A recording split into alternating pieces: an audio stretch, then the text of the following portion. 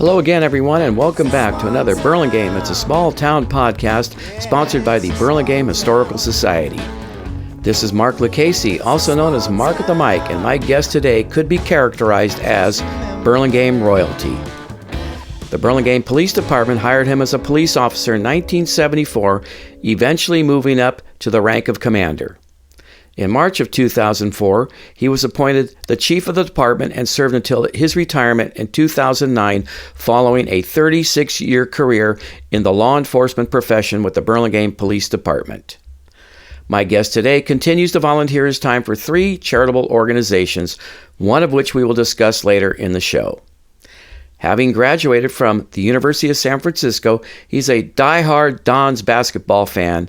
And folks, if that's not enough for you, he was also the recipient of the 2020 Burlingame Citizen of the Year Award. My guest today,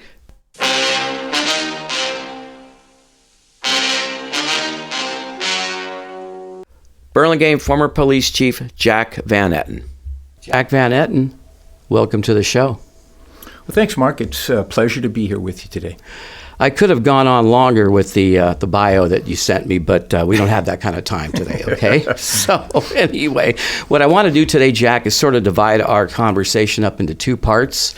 Part 1, we'll talk about your law enforcement career here in Burlingame, and Part 2, we'll talk about our respective service clubs that we belong to, you belonging to the Lions and myself with the Rotary.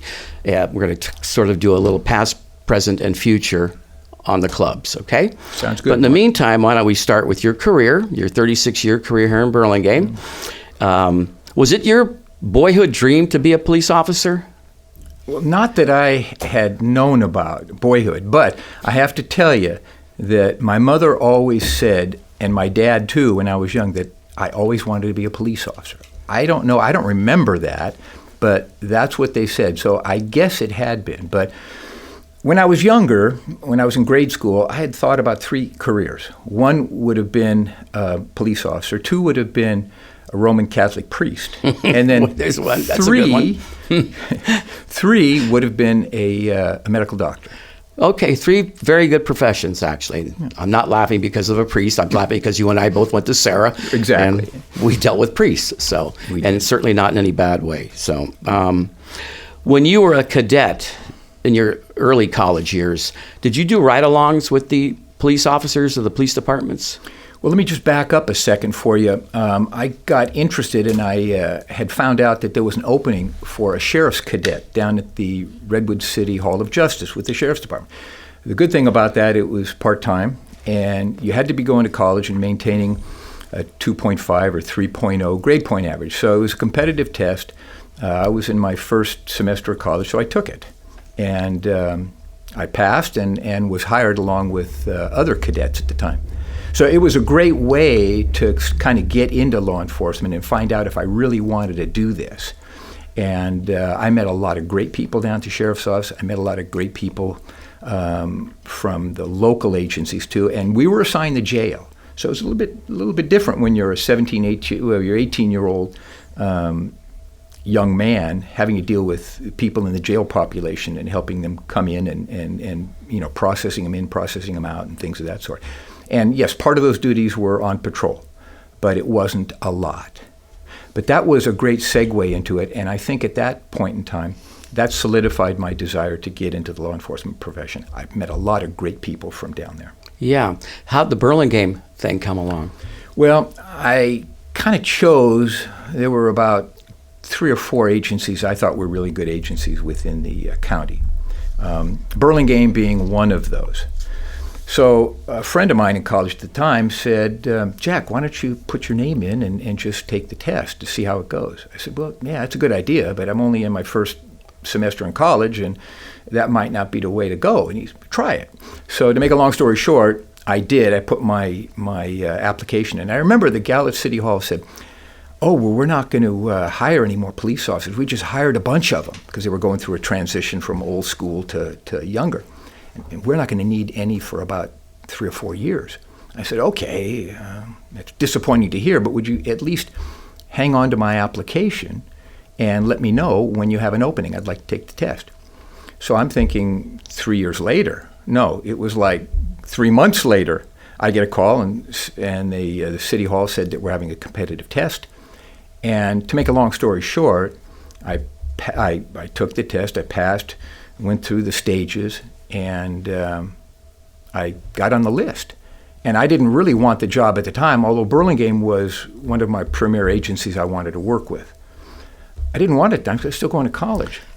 And so to make a long story short, that's how I started with Burlingame. And yes, I did subsequently take the offer, and I was still in college at the time, only a semester away from graduating.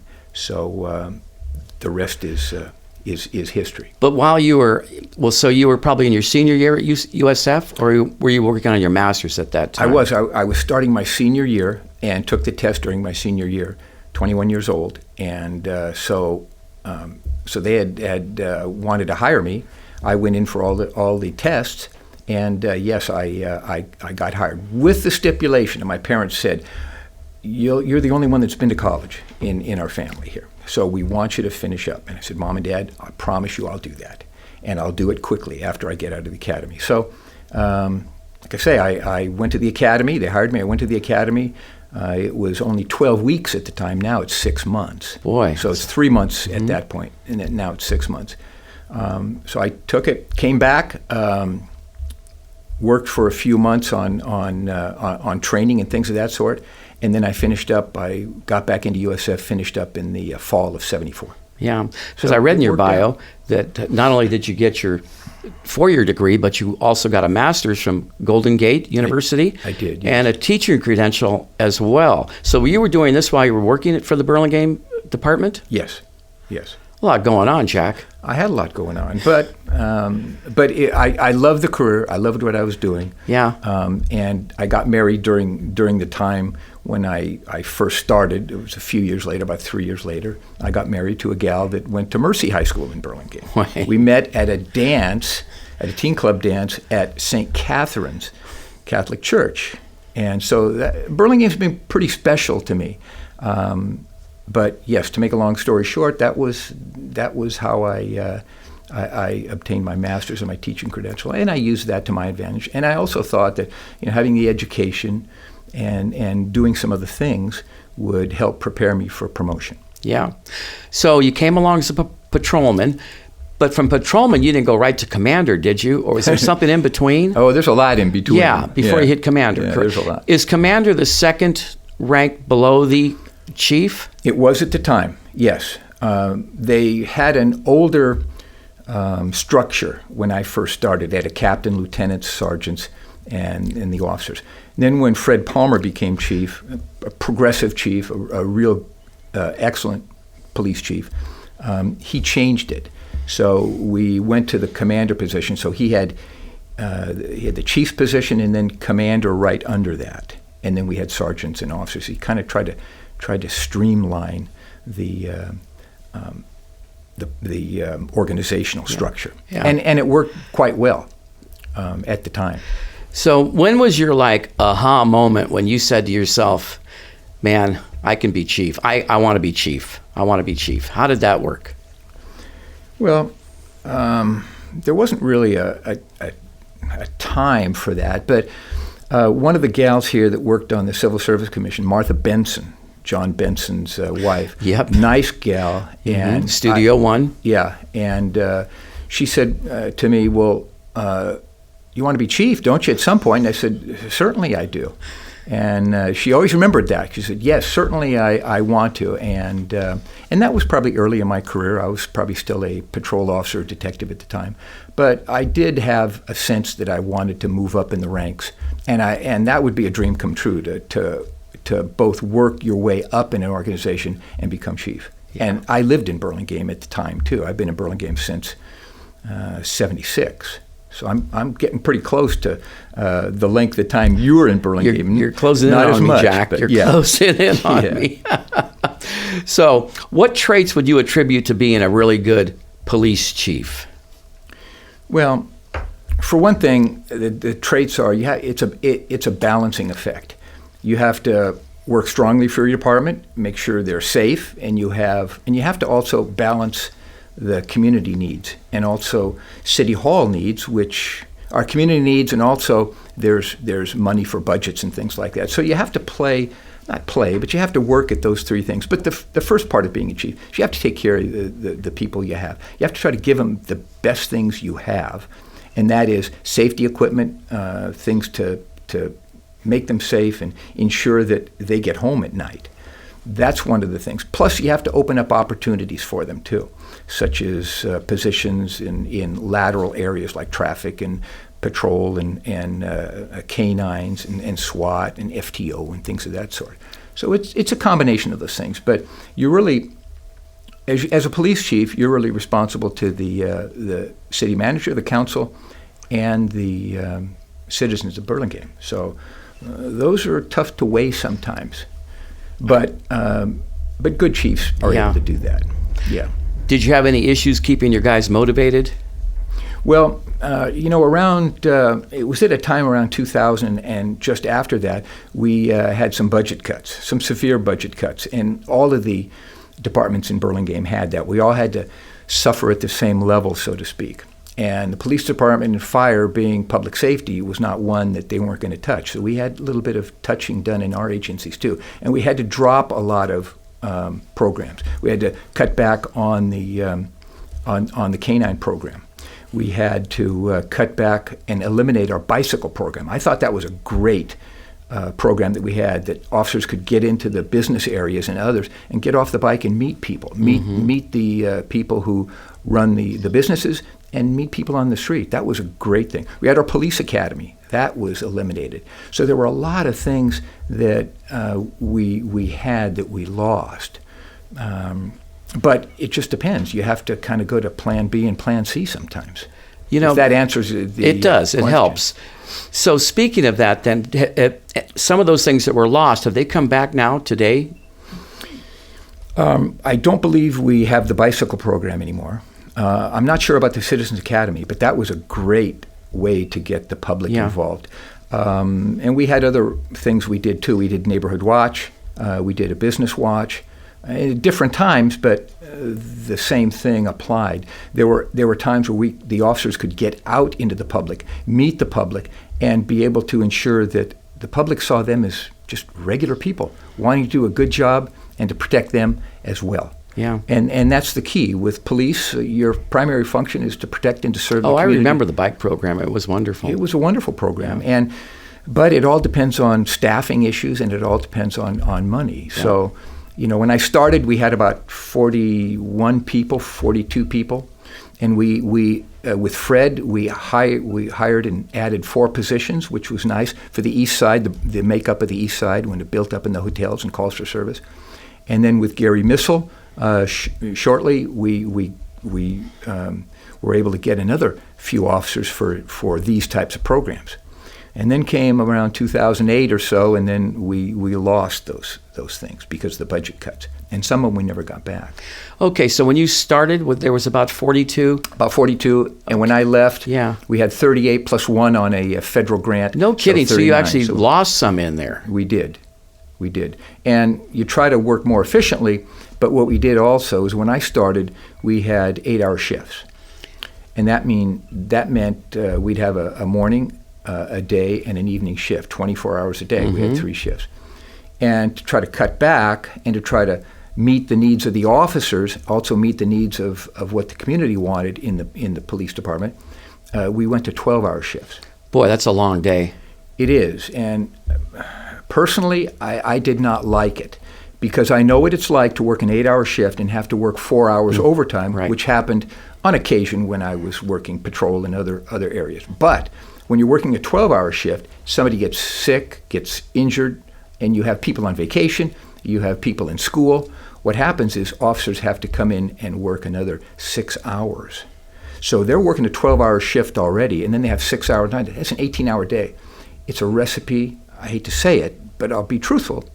It's a recipe for disaster. You have to have the staffing, you have to have the people on the street, and you have to have the backup because you never know what can happen. And of course we have mutual aid with other close-by agencies, Millbrae, the Sheriff's Office, Hillsborough, San Mateo, San Bruno, and that's worked out quite well. Yeah. But the first few minutes of an incident can make a significant difference in what happens in the outcome of it.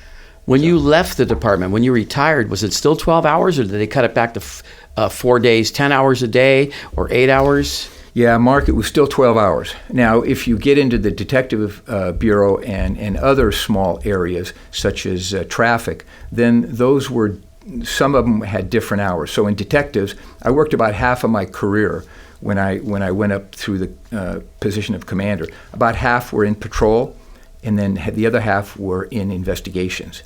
And we had 10-hour shifts there. So we'd work 4 hours. We work 4 days a week, 10 hours a day, and then we'd have rotation of three days off. Some would come in on Monday, and then the other part would come in on Tuesday. Yeah, that's a real scheduling challenge, isn't it? It can be, especially when you have your staffing is borderline, and especially when you have to comply with continuing professional education, where officers have to go away for 3 to 5 or more days in training every 2 years. Yeah. And when you get promoted, you're away at a 2-hour class, at least. A 2-week class.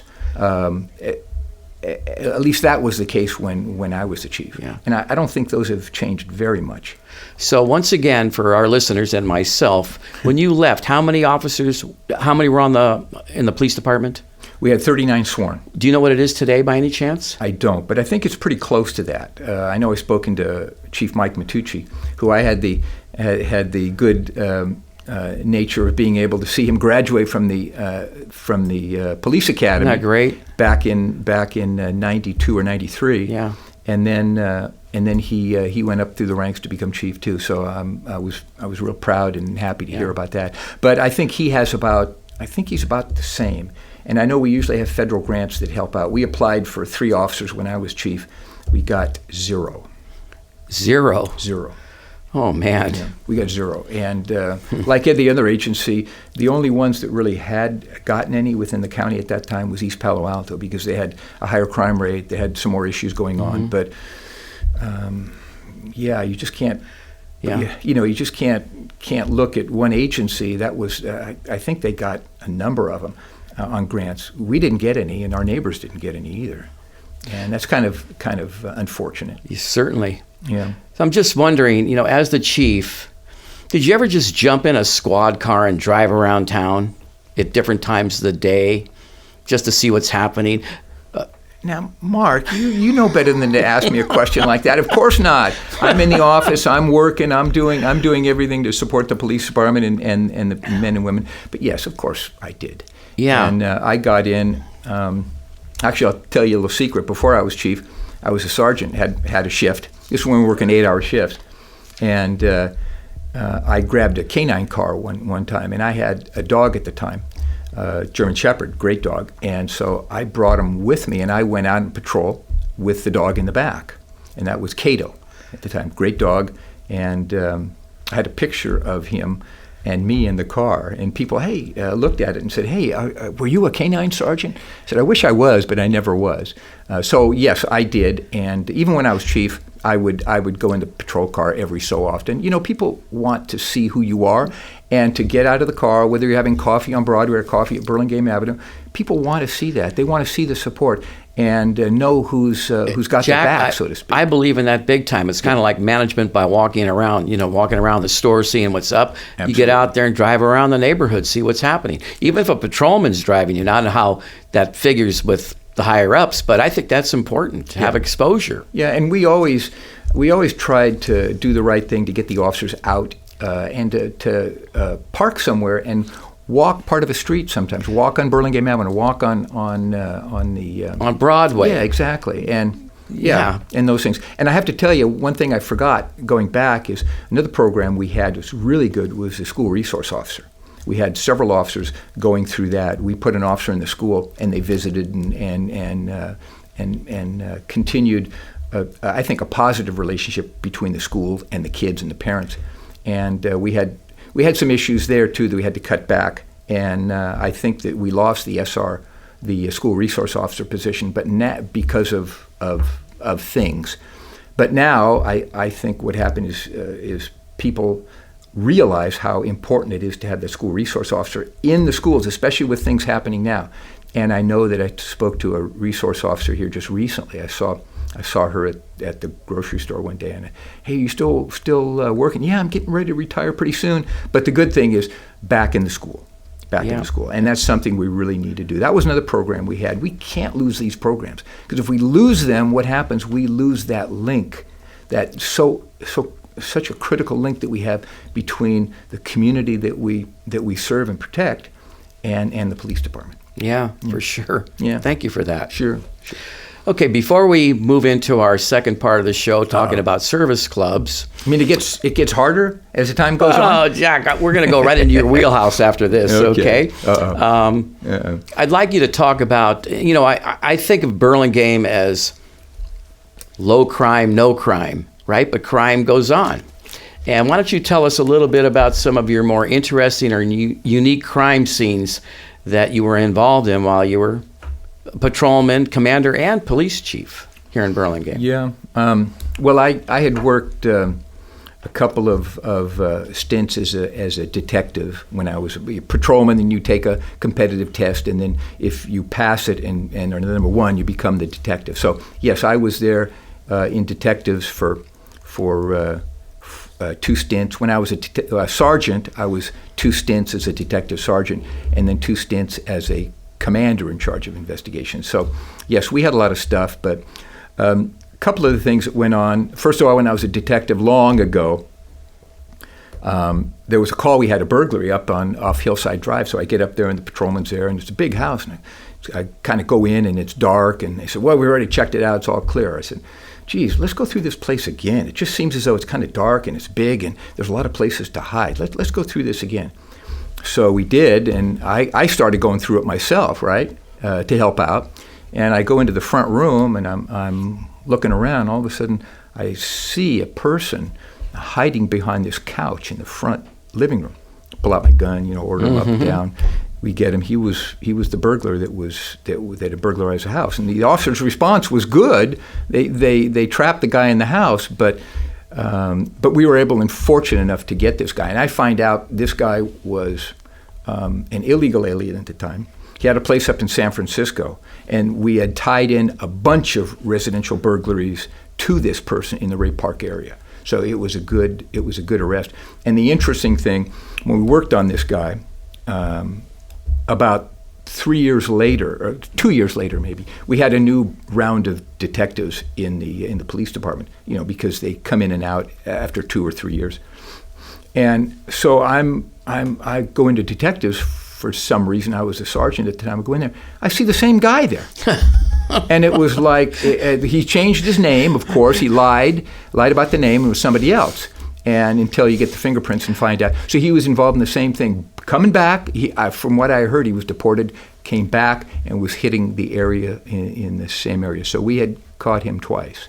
And we did recover some of the property, but not much the first time. That's crazy. Yeah. So that was kind of a funny one, but it could have had disastrous result when you miss a guy like that. If you've been armed or dangerous, that could have been bad.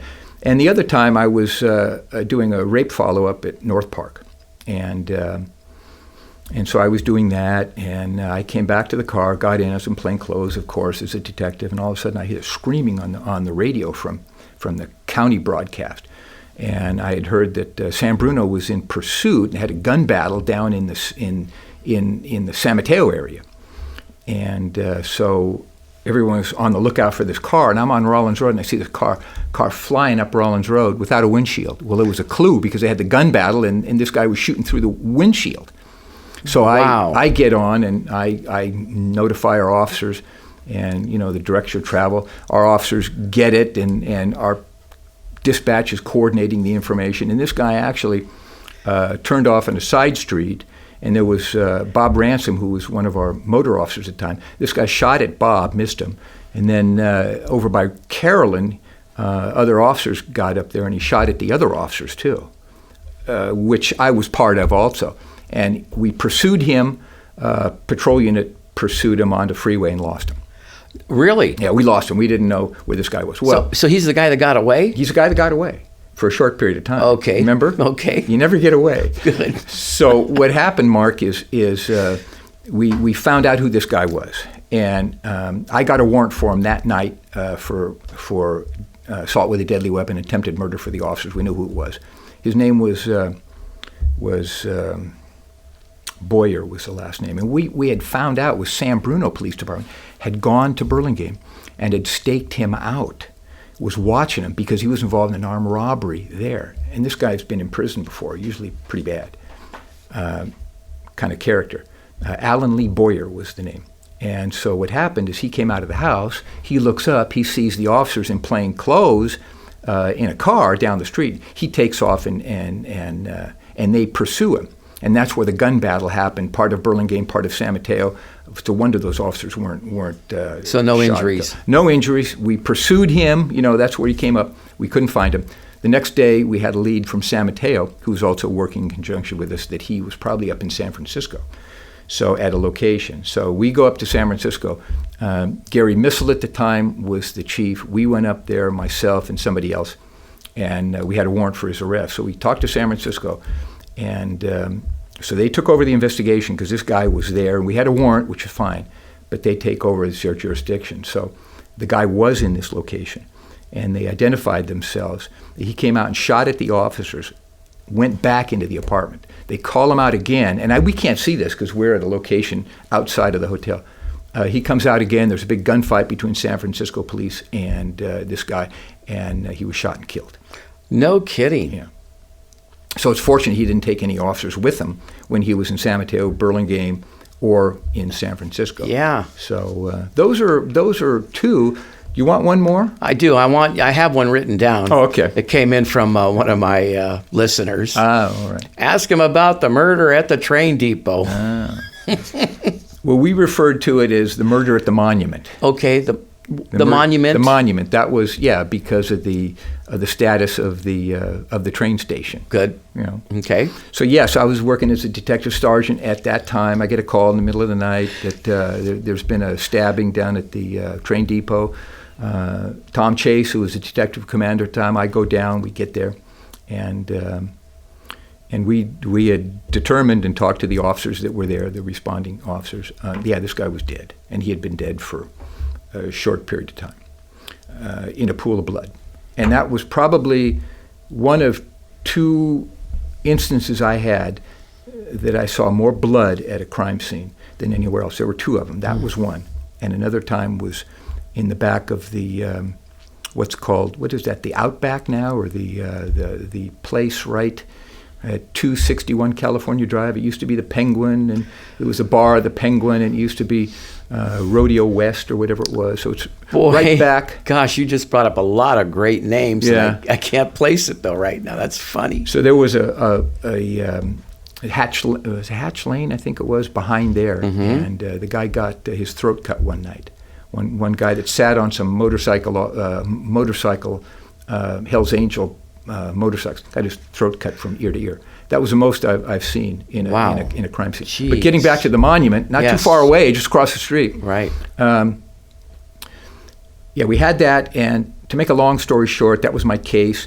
We didn't know who it was. We had several weeks of investigation. We had a lead that this guy was doing some stuff in the back of the train station with young unmarried girls. So we had a lead. I found out there was a person in East Palo Alto that kind of matched that description. I followed up the lead, found out that was the person. We got the name of the guy who was the boyfriend of this gal and the fiancé of this gal. And I guess this boyfriend had found out that this guy at the train station was giving her money and maybe having some physical contacts. And so we found out who that guy was. We had bloodied palm prints. We didn't have any fingerprints, but palm prints. Found out who he was. He lived in San Mateo briefly, just got out of prison not too long ago, out of Texas. He had served time for 2 murders that we know of in the state of Texas. We got him back here. He matched the description. Between my first contact and my subsequent contact, he fled. We didn't know where he was. I had the warrant for his arrest, not for this case, but for drunk driving. So we put it nationally in the system. We talked to the DAs about it.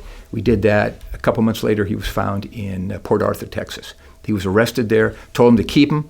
And another detective and I flew out to Texas at the time. We found out who he was, brought him back, and he stood trial for the murder, and he was convicted of that. His name was Cleveland Scott. Where is he today? He's in prison for the rest of his life. Actually, he got out 13 years later on parole and things of that sort, and within a couple of months was involved in another murder. So we know he committed 4 murders that we know of, and God only knows how many other ones he was involved in along the way. You never know. You remember the age of this guy, by any chance? He is a year younger than me.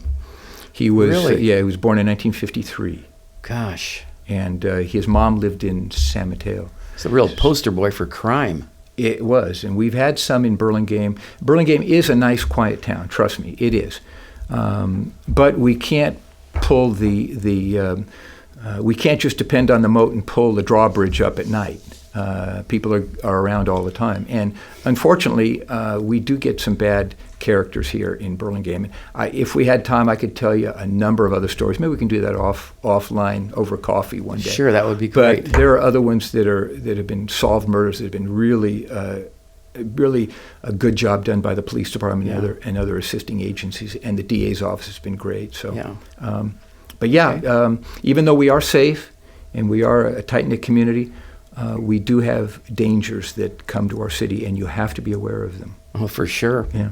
And Jack, thank you for that. That was very interesting.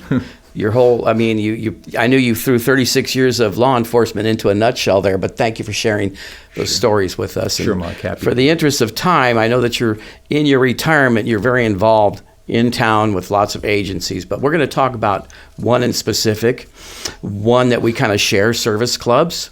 Okay. You being, like I said earlier, a member of the Lions Club, and I a member of the Rotary Club. And I have a couple of stats here that I pulled off the internet to share with our listeners and yourself, of course. Sure. And they start like this. Both the Lions and Rotary have about the same membership, 1.4 million members and about 46,000 clubs worldwide. Now, it could be a little bit this way, a little bit that way, but they were pretty close when I looked at it. Yeah. And I thought this was kind of interesting. The average age of a Lion is 57, and the average age of a Rotarian is 62. Well, I think we're kind of on the Rotarian side. I know we're pushing it a little bit, okay? We're pretty close in age. Yeah. I don't know. There may be a little bit higher. That may be a little bit higher in Burlingame. I don't know. I think the Burlingame Rotary, we're a little bit over that average of 62. But anyway, it's good. So, so Jack, when you joined the Lions Club in 1996, you joined in 1996, correct? Yes. And you served as president in 2002, and you were elected and served as district governor 2014 to 2015, presiding over 42 Lions clubs covering 3 counties, huh? Yeah, you know how hard it is to round up a bunch of and herd up a bunch of wild cats? Well, that's what the Lions are. Yeah. No, bunch of great people, and yes. Okay. So I'm a new guy, and I want to know what the Lions Club is. Can you tell me what the purpose of the Lions Club is? Yes. In your own words. Yeah, I mean, it's a international service organization. We help people, but I always say if you want to help your community, if you want to make your community stronger, if you want to have a better, safer place to live, what you need to do is join the Burlingame Lions Club or the Burlingame Rotary Club. Both do the same great work. We give back. And that's what it's all about.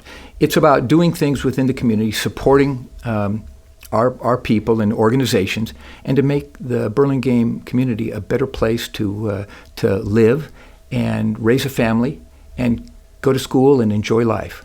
It kind of boils down to this, and I kind of think it's police, and I also think it's a service organization too. Way early in my career, I was driving up Ray Drive, and I saw a young lady pushing a stroller, had a little baby in the cart. It was a nice sunny day like it is today, and I thought to myself, that's what it's all about. Mm-hmm. It's making that person safe and ensuring that that person is able to go about having her day with her child unmolested and having support. And I thought that way too with the Lions Club. Now, we support a lot of things. We've supported a baseball field. We've supported a bunch of tot lots that we made. and are being turned over right now. We helped out in schools. We helped out in the library on Easton. Tot lots, we do scholarships. We support the library for children's tots books. So if you want to give back, if you want to really, really help your community, join a service club. That's what I say. If you want to be part of Burlingame, join a service club. Well, I'm going to give the Lions a little plug. It's kind of funny. It's the first time I ever been to an event, I've been to a few Lions events, but first time I ever went to the Easter Saturday Easter egg hunt at Washington Park. And it was, usually in my grocery days, I'd be working on Easter Saturday because it's a busy day. And I heard Eric Winkler say that it had been going on since 1970. And I thought, God, 52 years this thing's been happening. This is my first set because we had our grandsons in town, and all those little chocolate eggs were donated by Preston's Candies. Is that true?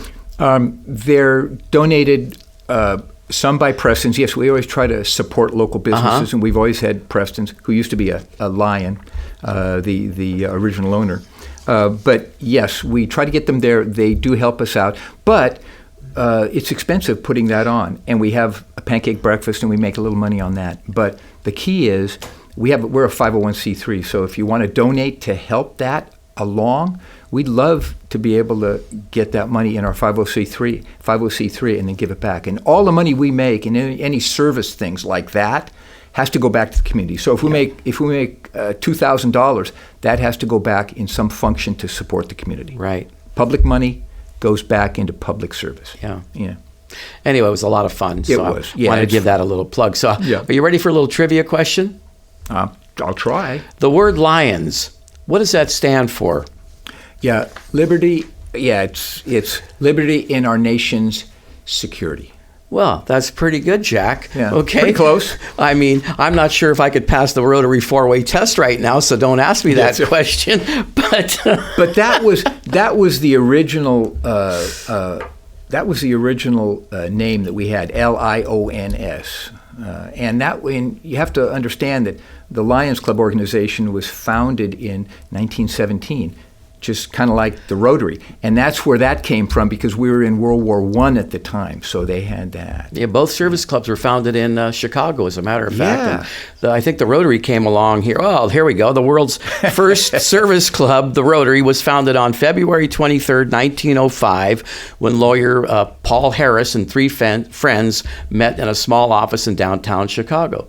They named their new club Rotary to describe the practice of meeting in rotation at the members' various places of work. Yeah. Well, we all know that doesn't rotate anymore. It's at a hotel, and actually, frankly, now it's at the beautiful Burlingame Community Center. Yeah, so it's great for you guys. Right next to you guys. Yeah. Right next to the We're nice Burlingame and close Lions now, so there's Club. no excuse not to meet every so often. Yeah, that's for sure. Yeah. So I want to go back to when you were governor, okay, and you served over 42 Lions clubs, 3 counties.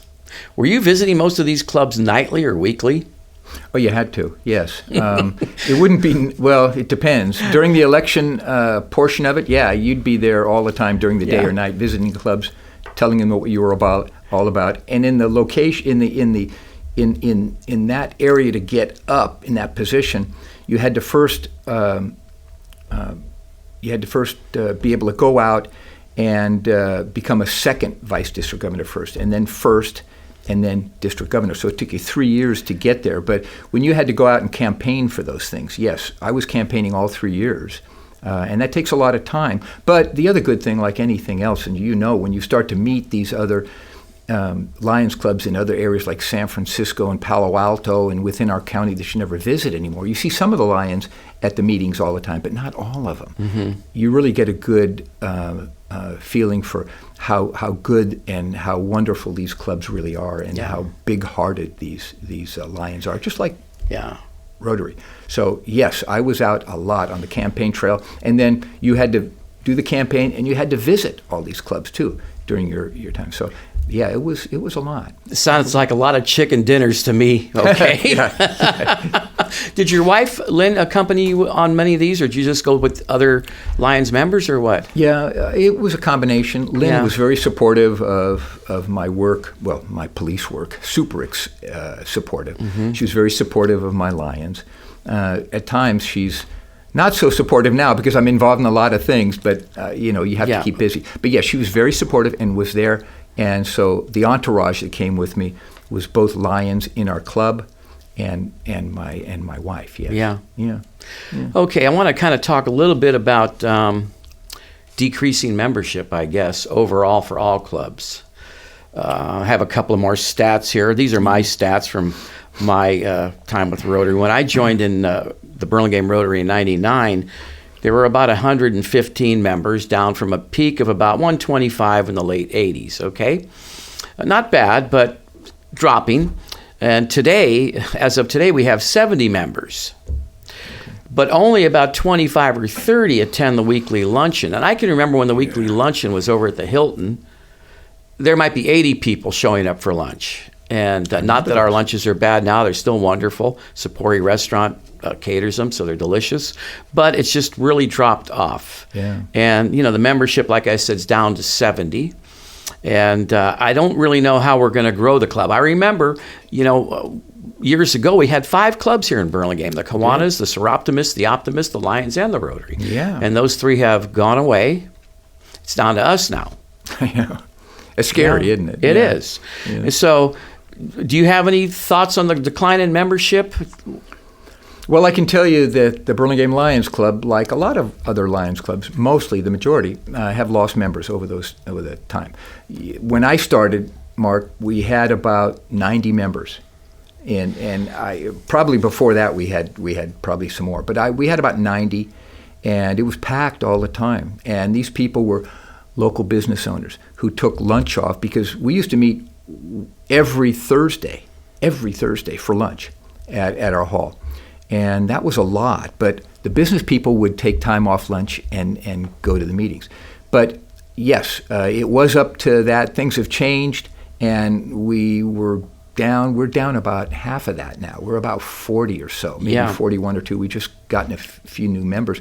But yes, it is, and they're declining all over the United States from what we're hearing in Area 1, which is the United States. And I don't really know why that's happening. Maybe I have some guesses. People are very busy. You have 2 people working. You have kids in school, kids after school. There's a lot of things going on. But we do have people coming in and helping out and giving back. And we do need some new people with fresh ideas, new ideas. You and I have some great ideas, and we've implemented a lot of those, and I could sit here for an hour and tell you about those things. But we need other people like us to be able to think of new ideas, get involved, and get younger people involved. Mm-hmm. And, we want to sponsor a baseball team in Burlingame. We haven't done that for a while. And at some point, we're going to do that. But it's nice to have parents. We could sponsor the team, and the parents we could have other parents and other teams coming in to Burlingame, the Lions Club, giving back and being able to grow their baseball or soccer teams or softball teams too. And we do a lot of good things. Yeah. I mean, just like the That's for Rotary. sure. There's no doubt that we do give back. I mean, most of our donations go right back into scholarships for the kids. Same so thing. It's a wonderful thing. So like I took this off the net as far as, why there's a decline in membership. And it said people are more transient nowadays. Their ties to the community are not as strong as they once were. Yep. You mentioned business owners on Burlingame Avenue. We don't have a lot of business owners on Burlingame Avenue. We have them, but they're more corporate now. That's right. And the entrepreneur or the small business guy has gone away in a lot of ways. We still have some, but it says maybe the old line service clubs are outdated. I don't know. Too many regular meetings, too much boredom and formality. I don't know. I think we have fun when we go to these things. We laugh, right? We do. Too many rituals. Well, there's no rituals, but this is just stuff I took off the web. Mm-hmm. And maybe in some cases a little too much religion. Well, I don't think there's any religion in the outside of maybe a short prayer we do once in a while or something, or an invocation, I guess it is, right? Exactly. Yeah. And it's not any one specific religion. Yeah. And also, we don't have politics in there. And one of the things I remember that when I started, they said that, hey, when we had our first meeting with the new members, hey, just remember, there's no politics in this organization. We don't talk politics. We don't support politicians or anything. And that kind of is good. You should, it's almost like being a police officer. You have to be neutral. and you can't have any part of politics playing. And those playing things into lead these. to heated discussions they do. at the table, and it makes other people uncomfortable. And It can, keep your political thoughts to yourself. Just have fellowship, right? Yeah. And but one of the things I'm running into is when we're trying to recruit, is I'd say to somebody, "How would you like to join the Rotary?" And I have to explain to them what the Rotary is about. And, right. Yeah, sure, I might be interested in joining, but the famous question is, "What's in it for me?" What's in it for me? Okay, I know. And Exactly. I don't always have the answer, except for networking, and maybe you can make some business people, whatever, and Absolutely. That chance to give back, of course. That's part of it. But what's in it for me? Well, if you're a prospective Lion or a Rotarian, the good thing is you get into an organization, yes, you meet new people, get new ideas. You can also further your career by doing that, because there are leadership positions, I know, in both organizations you can move up, and that's very good for your business and your private life. And yes, you involve yourself in the community. You can also have some good speakers. We always enjoy good speakers. We can learn a lot from what's going on. And so you have to have it interesting. You have to make it fun. You have to be able to do some hands-on stuff, because people may not be able to go to a meeting that we have at lunch, but they may be able to come to the pancake breakfast. Yes, and make food for our organization. So we have a pancake breakfast to do something. We're doing something at OLA coming up at their fair they have. We're going to be cooking for them this next weekend or so. So we're out there doing stuff. And we always give back. But there are a bunch of things that are very important that, personally, if you want to, I always told this to the police department too, hey, if you want to make yourself look good for promotion or for another step, it's always good to involve yourself in a community activity and a community service club. And we've had police officers come in and out of both clubs, I think. So I think that's well said. Yeah. And you mentioned speakers. We have speakers as well, but speaking in general, some of the best speakers I've ever heard are some of the Rotarian and Lion Club presidents and governors, et cetera, who've given speeches over the years. Sure. Well-spoken, well thought out, just good speeches. Yes, absolutely. Absolutely. Yeah. Well, Jack, one thing's for sure. I think that the Lions and the Rotary should do another mixer again sometime this year. We've had one. We're going to do it. Remember, I told you it was time that we got back together, and your move to the community center is perfect now. Yeah. And I know we meet at different days, but that doesn't matter. Yeah. Everybody's got to be flexible, right? But I think maybe we should get back in June, because there's an award that we're going to be giving in June, and we'd love to have the Rotary there. Would it be that the Citizen of the Year award for 2022? Is that the award? It will be. Yes. So we're looking forward to that. Yes. And we used to get together, as you well know, Mark, all the time, whether we would give it at our club or whether we would be your guest at the hotels, but we give it out during those meetings. And those meetings were packed. They were. They were great. They were. Yeah. It was fun to go, because I'd see a lot of people who I know and who I and take the barbs. You'd get a little hammered from the Rotary guys giving it to you, but we would take it right back. So, but I got to tell you, and you do that all the time. That's the fun part of it. But I know when Fred was chief, Fred Palmer, we were building a van when I had first made commander, an emergency services van, and we were looking for donations. And actually, both clubs gave us donations, but the Rotary was one that we had to answer some questions about, and the Rotary did support our that particular project, and we had this van that we had created, and it was in service all the time when I was there up until like a few years ago. Wow. Yeah. So that worked out very well. We had emergency communications and things in there. So nice to hear. And we used to use it all the time on big events. So All right, Jack. Thank you. Before we wrap it up, how about a little shout out to your wife, Lynn? How many years you guys been married? Oh, absolutely. 46 years. She's put up with me for that long. Wow. And you have a daughter? We have a daughter, Christy, our first and only. Yeah. We wanted more, but unfortunately. How old is she? How old is Christy? She's just turned 42 this month. Awesome. Great. Yeah, 42. So, and we also have a new addition to the family. That's Mr. Barkley. your loyal German Shepherd, right? Mr. Barkley is our 3-year-old German Shepherd, and we kind of hang out on Broadway at coffee shops, and so if anyone's ever around and see this big 110-pound German Shepherd, I'll know that you're close by. I'll know that you're close by. And he is the friendliest dog you'd ever want to meet. He's a wonderful dog. That's great. Very friendly. That's great. And Jack, before we close, I got to let everybody know that you were a graduate of Sarah 1970, and I was one of 1966. So it's always good to have a Sarah guy in the room with me. I was following your footsteps. Well, they weren't left very going good, out, Jack. and I'm following going in. Huh? Fortunately, you took a right when I took a left. Or vice versa. Yeah. Jack Van Etten, thank you for being a guest today. Sure, Mark. My pleasure. Thanks a lot.